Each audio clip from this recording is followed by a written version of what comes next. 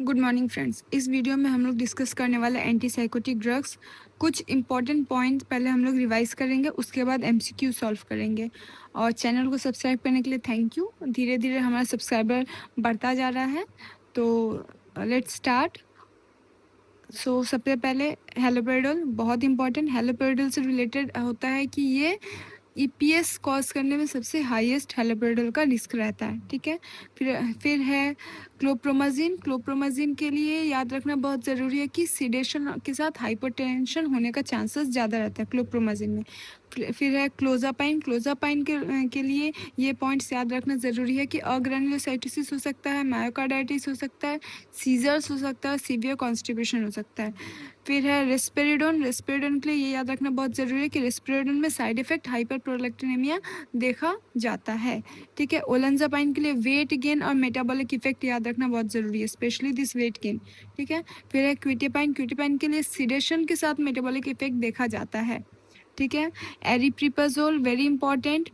ठीक है, एरिप्रिपाजोल के लिए हमें याद रखना है कि ये D2 पार्शियल एगोनिस्ट है। ठीक है, और इसमें प्रोलैक्टिन स्पेयरिंग इफेक्ट देखा जाता है। ठीक है, प्रोपेनोलॉल। ठीक है, ये मेनली ट्रीटमेंट ऑफ एकैथेसिया के लिए यूज़ किया जाता है। ठीक है, बेंजोट्रोपिन एक्यूट डिस्टोनिया में यूज़ किया जाता है। ठीक है, न्यूरोलेप्टिक मैलिग्नेंट सिंड्रोम में fever, rigidity, altered mental status, और ये एक इमरजेंसी कंडीशन है। ठीक है, ये कुछ पॉइंट्स याद रखना बहुत ज़रूरी है। अब हम लोग सॉल्व करेंगे एमसीक्यू। तो आप लोग बताइए आप लोगों को कितना आंसर आता है। Which of the following is a typical first generation antipsychotic drug.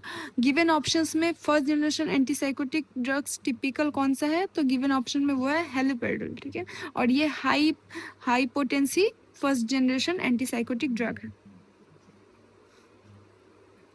Which antipsychotic is particularly associated अग्रेनुलोसाइटिस। पहले ही हम लोग ने रिविजन वन में देखा, अग्रेनुलोसाइटिस जो होता है वो क्लोजापाइन में देखा जाता है।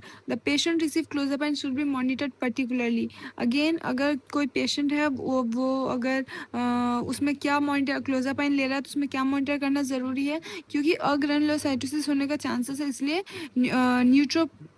न्यूट्रोपेनिया मॉनिटर करना बहुत ज़रूरी है। ठीक है, न्यूट्रोफिल काउंट मॉनिटर करना बहुत ज़रूरी है। इन antipsychotic which antipsychotic most strongly associated with extra pyramidal symptoms. EPS symptoms सबसे ज़्यादा किस में होने का चांस है, अगेन हेलोपेरिडोल, पहले ही हम लोग डिस्कस कर चुके हैं। Acute dystonia is caused by antipsychotics is commonly treated with. अगर एंटीसाइकोटिक के कारण एक्यूट डिस्टोनिया हो रहा है, इन दैट केस हम लोग क्या यूज़ करेंगे, हम लोग यूज़ करेंगे बेंजोट्रोपिन। रिवीजन पॉइंट में हम लोग ने डिस्कस किया था कि हम लोग बेंजोट्रोपिन यूज़ करेंगे। Okay, which drug is commonly use to treat akathisia caused by antipsychotic. Antipsychotic का जो साइड इफेक्ट में एकैथेसिया होता है, तो इसमें प्रोपेनोलॉल यूज़ किया जाता है, पहले ही हम लोग डिस्कस कर चुके हैं। The patient develops rigidity, fever, altered consciousness and autonomic instability after receiving the antipsychotic. Antipsychotic के बाद ये सिम्टम्स देखा जा रहा है, तो ये कौन सा कंडीशन, ये न्यूरोलेप्टिक मैलिग्नेंट कंडीशन और ये एक मेडिकल इमरजेंसी है।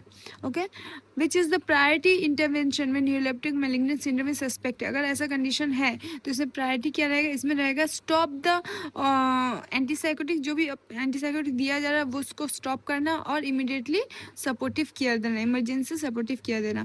विच adverse effect is characterize by tardive dyskinesia. Tardive dyskinesia में के कारण क्या होता है, ये एक involuntary repeated movement of mouth and tongue है।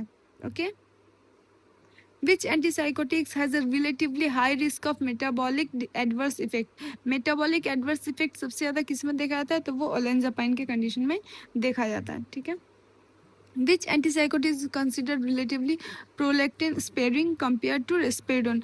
ज़्यादा prolactin sparing कौन सा है, तो वह है aripiprazole. Okay, A patient taking risperidone report breast enlargement and galacturia। तो इसका मतलब क्या है, ये है रिस्पेरिडोन का common side effect of हाइपरप्रोलेक्टिनेमिया।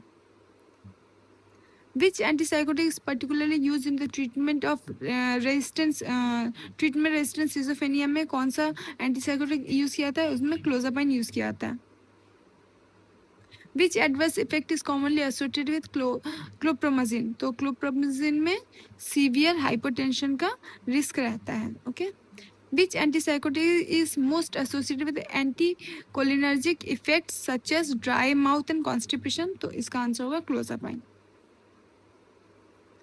Which anti psychotic adverse effect requires immediate nursing intervention. ठीक है, तो गिवन ऑप्शन में अगर हाई फीवर और सीवियर मसल रिजिडिटी हो तो इमीडिएटली नर्सिंग इंटरवेंशन देना बहुत ज़रूरी है.